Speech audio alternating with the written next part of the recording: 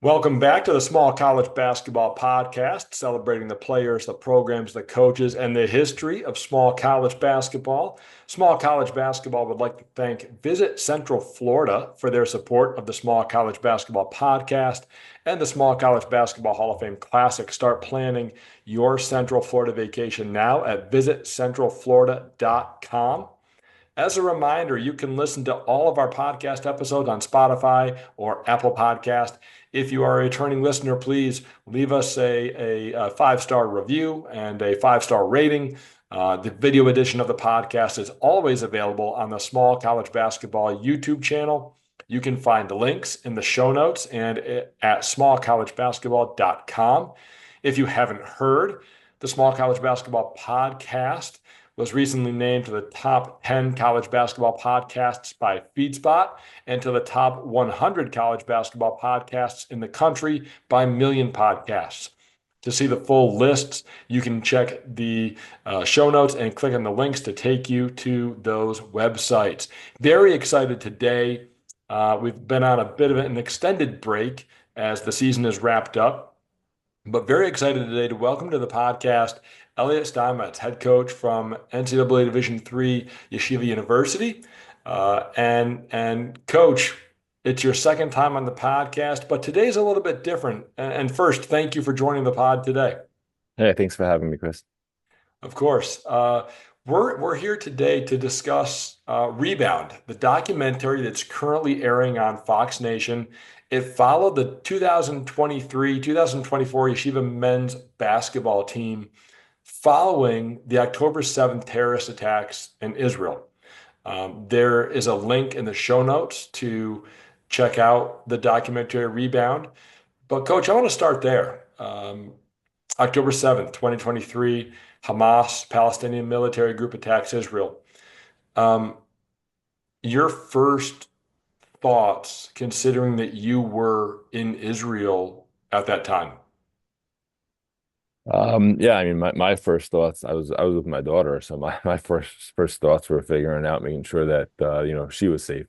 There was it was hectic, obviously. We were about an hour and a half or 2 hours north of Gaza or of the areas around Gaza where those attacks occurred initially, and in Jerusalem. It was holiday, so I was actually in synagogue in the morning, and then quickly left there when everything, kind of got bad and got loud.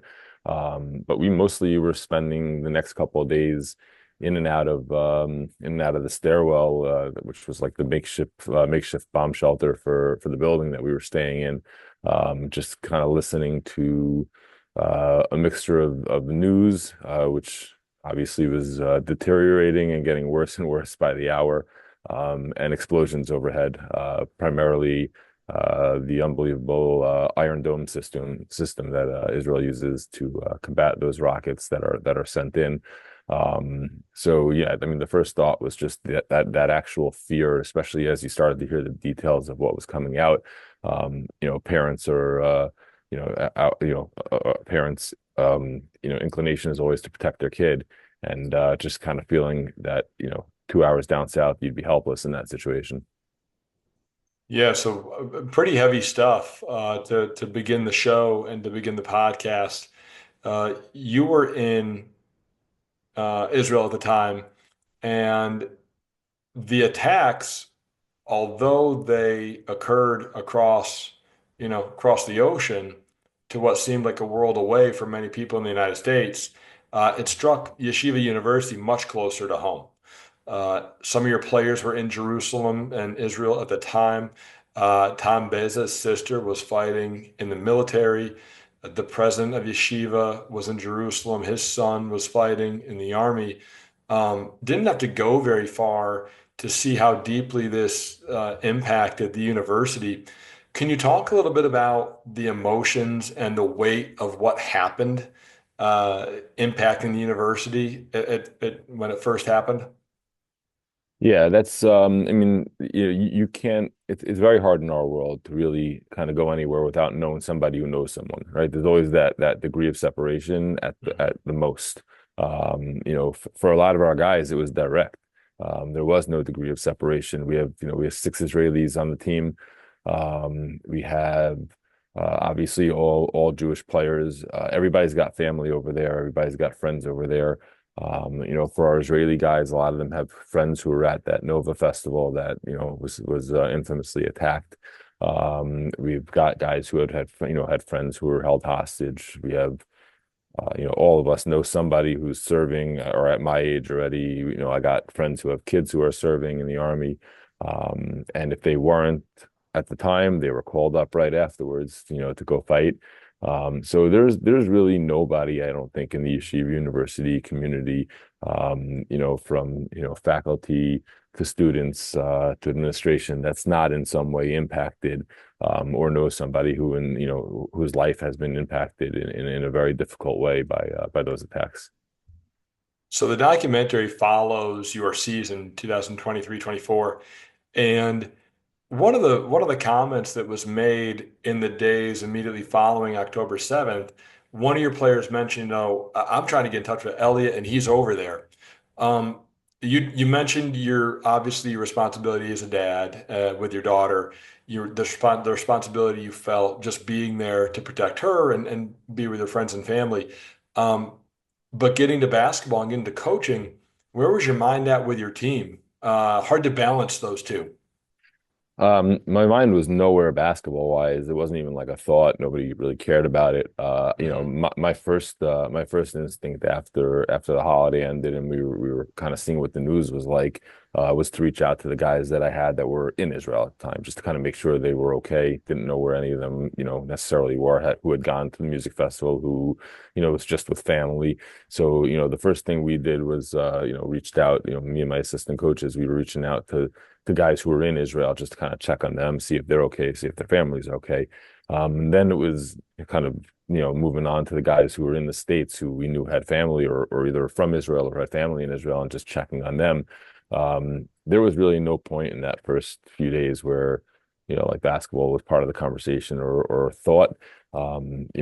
Practice, crazy enough, practice started, I think, 2 days after. It took me a few days to get back. I missed our first three practices, I believe it was, just traveling back because of all the craziness getting out at the time with flights. But even when I got back, there was very, very little interesting in practice, and there was a lot more on people's minds than basketball. Yeah, and you had to make a decision when you got back to continue playing the season. You had a discussion. It talks about in the documentary Rebound. You have a discussion with your team. What was that discussion like? And then what was the response, from your administration, the fan base, the community, as you kind of began the process of putting a season together or continuing your season? Yeah, I don't know that there was ever so much of a conversation about, about canceling the season, so to speak, as much as it was kind of guys figuring out like how do we do this? How do we move this forward? Like, this has just no relevance and no importance right now. And that was kind of the initial conversation we had when we talked day one and or day three when I got back. And we made a decision right there that, if we're moving this thing forward and we're taking it in any way seriously, it's going to have a bigger message and a bigger meaning than just what happens on the court. Like, wins and losses, like we're competitors. Everybody wants to win. But wins and losses, they haven't felt the same since, and they probably never will again because, Mhm. life has a crazy way of showing your perspective when you don't really understand it. But once that changes, it doesn't go back. Yeah, so you start your season, you go 9-5 in the first half. By the end of December, you're 9-5, and you decided to take a foreign trip. Uh, when did that trip come about, and what was the discussion like to get that in motion? Was that something that immediately you decided, or was it a discussion with the team? How did that come about? So it was actually one of the dads reached out to me and asked me what I thought if we could put it together. And my response was, yeah, I've been trying to put together an Israel trip for this program for years. It's just never really panned out, and we've never really kind of put the time in to put it together.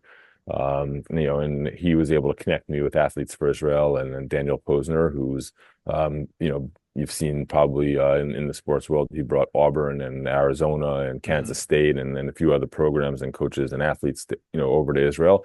And Daniel was, you know, you know, really just gracious enough and nice enough to help us put together that trip and really sponsor most of it and get us programming and put it together so that it would be something that would be meaningful, not just for our guys, but for the people we were visiting and for the people we were trying to impact, and for us to kind of be able to bring out this like larger message from whatever platform we have. So it came together pretty quickly, and we were able to get everything in order and you know get approval from the school and all the parties that we needed it from, and head over there in January. So you get to go to Israel in January, foreign trip with your team. How did the documentary come about? When did that start? So that came about a drop earlier. I think, obviously us going to Israel certainly helped spark it and Mhm. make it worthwhile. They had reached out a little earlier on in the season. I had a relationship with Pat from beforehand. He had reached out earlier on a different kind of project altogether, and this was kind of like, hey, we already knew each other. There was already kind of that trust factor, so to speak, and they approached us about this, and we had already at this point done a ton of media, and it was something that, initially we had kind of questions about whether or not we wanted to be doing so much media or have this kind of attention when we felt like the spotlight really needs to be in another place. And then, ultimately, after a lot of conversations, it was something that we decided really could have a positive impact if it's done the right way. And, you know, these guys did it the right way. Yeah, and watching Rebound, watching the documentary, what stood out to me, it was very easy to connect the why. Why did you continue coaching? Why did the guys continue playing? Obviously, there were some bumps throughout the course of the season. You get back from the trip, I think you lost three in a row, so there were some ups and downs throughout the season. But it always came back to why, and the honesty I thought that was shared between the players and coaches at some points in the documentary was real. And you mentioned on multiple occasions there's an interview with Fox, and then you mentioned it a couple of times during the documentary. You said that foreign trip to Israel was the most important thing you've done as a basketball coach. Can you elaborate on that? Yeah, I mean, end of the day, these are student athletes, and right, and our job is to teach them, help them grow, not just as basketball players, but as students, as human beings, as eventually as fathers and you know, contributors to the larger society and the world. Winning a basketball game, great job, coach. Your team won. That means your player put the ball in the basket. I'm not shooting the ball. I'm not passing the ball. Like, I've got guys out there who, yeah, they'll follow our lead a little bit, but ultimately, after the game's over, like the game's over. That's it. You're not having like anything that really lasts that long. We won our conference championship this year. It was awesome. It was a ton of fun. But by the next day, it's like you're on to the next game and you're on to the next season. Like, it doesn't last. So what are you giving these guys that lasts for longer than a win or a loss? So the opportunity to kind of do that and to use our platform for something so positive, and something that for some reason, so many people on college campuses just either ignore or kind of turn their back on, or don't understand, and the ability for us to kind of put that in front of the world and educate to a certain extent, and kind of stand up for what we believe in and stand up for what's right. Um, you don't get those opportunities, and unfortunately, this opportunity comes from a major tragedy and a major trauma, and obviously, we wish it never happened. But you have choices in life. You can put your head in the sand and watch the world kind of continue to spin around you, or you don't really move on, but you move forward, and you find ways to have a positive impact. And I think that's what we were able to do, and I think that's why it's something that I don't think I could ever match in terms of coaching basketball. And we're talking off the air. Obviously, this is something you hope to do again. It had a great impact on you and a great impact on the players. You can see throughout the documentary the emotion, and then the weight of the opportunity to take that trip. I want to ask you, what was the best part for you? What was the most moving moment for you, or what stood out to you? Of the trip or the Yeah, documentary? the trip. Yeah. Of the trip. It was, I think, watching our guys experience it. Seeing how our guys, we did a lot of things that just bring out a lot of emotion. And you don't know how kids are going to react because, Mhm. at the end of the day, we call them a men's basketball team. They're 18, 19, 20, 21-year-old kids. And they're still learning about life and unfortunately being given lessons right now that, kids that age shouldn't have to learn. But watching them at the Nova Expo and where they had a lot of the actual setting from the Nova Festival and some of the videos of what was happening there and just to watch them experience it and point out people they know that were there and talk about people they know and just to see like it's hard to hit a college kid right in the soul and like this trip hit these kids right in the soul and just watching them react to it, the maturity, the ability to process, and then on top of that, the ability to kind of bring that emotion out and talk about it as a group, I think stood out for me more than anything else. And those connections with your players deepen after a trip like this. It does. And then you kind of watch on top of it the impact they have on people.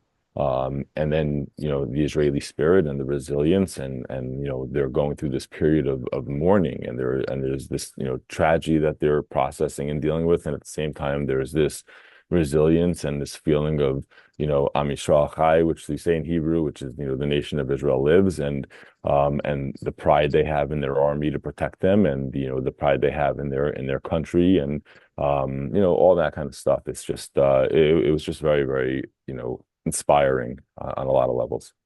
Yeah, and there's a great scene. There's a great scene, I think, in the second episode where some of your players are at an outdoor bar and they're sitting with some locals, and the locals just continue to tell them, keep playing, go home, keep playing, go home and enjoy your experience. And you recognize the power of sport to help everyone with this concept of resiliency. And the word resilience is mentioned, you just mentioned it a moment ago, but it's mentioned throughout that documentary. It's mentioned throughout Rebound. The resilience of your team, of your players as individuals is inspiring. And what was it like to see the resilience of the Israeli people when you're there and to see the impact that your team could have on them? It's extremely uplifting. It's a little bit crazy. You're going the trip was so full of these like emotional ups and downs. So it's Hmm. like you're visiting a hospital and you're seeing soldiers who were wounded in battle. And they're talking about their friends. And these are not, you know, 45-year-olds. These are Right. 19-year-old Peers. kids that Yeah. are that are commanding a unit and watching their friends fall next to them.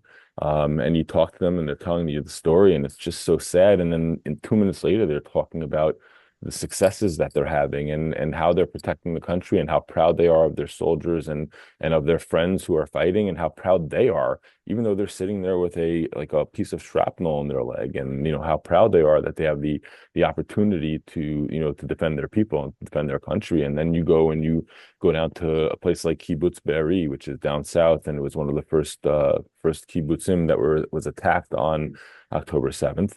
And you go down and you see the utter destruction, like just, I mean, bullet casings everywhere, grenade pins in backyards of houses where there's swing sets, just crazy, crazy things that you wouldn't even put in a movie because it's just too violent. Um, but then you go and you visit an army base right nearby where they're staging, in and out of Gaza, and they're coming literally with dirt all over them back out of battle to a barbecue, and they're singing and dancing, and they're just kind of showing that at the same time that we're crying about what's going on, we're also kind of celebrating that we're defending and that we're trying to kind of push forward and keep our people safe and keep our country safe. Yeah, just the resiliency again, the resiliency that your players demonstrated was remarkable. Um, Looking at, and listen, I got a chance to watch the documentary. I would encourage everyone listening or watching the podcast right now, go find it. Go watch it. It is a great watch. It gives you some insight into the resiliency of the Yeshiva University men's basketball team. It's going to give you some insight into what they experienced on the foreign trip, but also their season. And the word resilience came about quite a bit in that second episode. You come home, you lost, I think, 3 or 4 games in a row. Um, you know, what was it that eventually turned the season back around in a positive direction? Obviously, fatigue had to play some sort of factor, but you know, there are some pretty candid moments in the locker room, which I appreciated Yep. because we got to see both sides of the emotion, right? There's the emotion of the human element, but the emotion of also the competitive element. And what was it you felt, coach, that turned your season kind of back in a positive direction when you returned? Yeah, I mean, look, part of it was health. We had a couple of our key guys were hurt. But there was also frustration. Like you said, there was fatigue, I think probably more mental than physical. That Mm, trip took a yeah. major toll on our guys. So we certainly struggled. We're also playing college basketball teams, right? And these teams can play and they're good and they're prepared and they're ready to go. And they're taking advantage, of any mistakes you're making. And I thought the teams that we played did a really good job of that over the course of that losing streak. I think ultimately we kind of got our heads right a little bit at the right time and kind of at the same time that we were getting healthy. And it put us in a position to kind of hold on. I think we ended up the 2 seed that year, Hmm. put us in a position to hold on to the 2 seed, host the first 2 rounds, which I thought was really great to be able to play in front of our fans, especially with everything going on, just to kind of have that comfort level. And ultimately make a push to the championship game where, we got beat by a better and just stronger team that year that did a really good job. Yeah, and you mentioned in the documentary, moving forward, but not moving on. You used those words to describe kind of the wide range of emotions of the season. If you would talk a little about how you handled kind of the end of the season, you just mentioned losing in the championship game, and then how it's impacted your coaching going forward. Yeah, I think handling it, but handling wins and losses has become a lot easier for me the last year and a half. Yeah. They just don't. Look, we're all, like I said, we're competitors. We want to win. We're not out there pretending that we don't. We want to win. Um, but it doesn't hurt so much when you lose because and it doesn't feel quite as good when you win.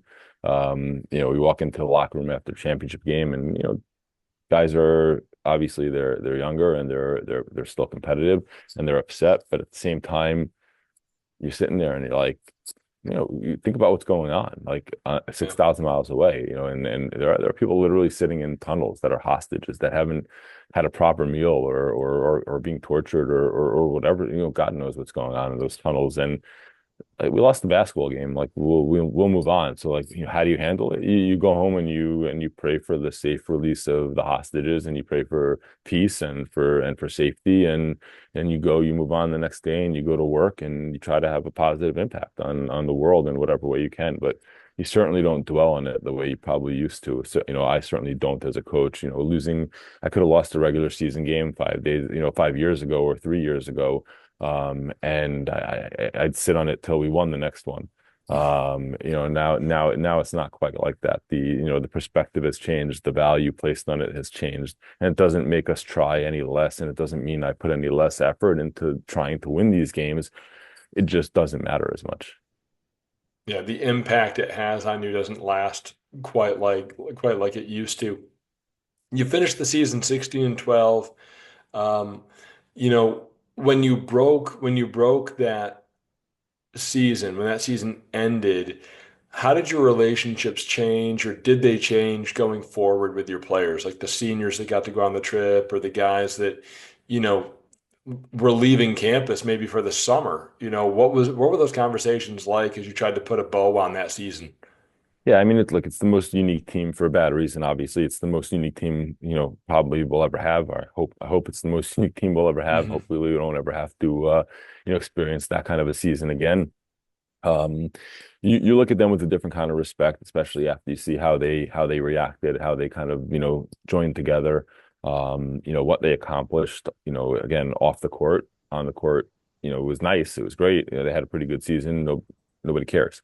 The idea was you want to build a platform, and winning is what creates a platform. And the fact that they were able to use that for motivation to win enough games to make themselves relevant, to have a conversation that people listen to, that to me was really, really telling. And then once they had that platform, to hear them talk and to hear them, you go watch the documentary and you hear how they talk and you listen to them and you see their maturity and you see the care they have in their voice for the people back in Israel, especially the guys who live there who are talking about their families and friends who are serving. That's the kind of stuff that, just makes you proud as a coach that you were able to kind of accomplish something that was just bigger than the sport. Well, incredible documentary Rebound. You can watch it on Fox Nation. Here with Elliot Steinmetz, head coach at Yeshiva University. Coach, once again, thank you for joining the Small College Basketball Podcast. Want to be respectful of your time, Appreciate it. but would encourage everybody, to go watch Rebound. Check out Yeshiva University men's basketball.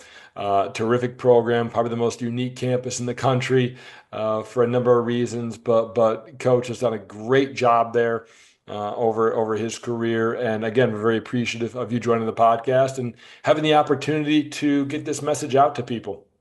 Thank you. I really appreciate you having me.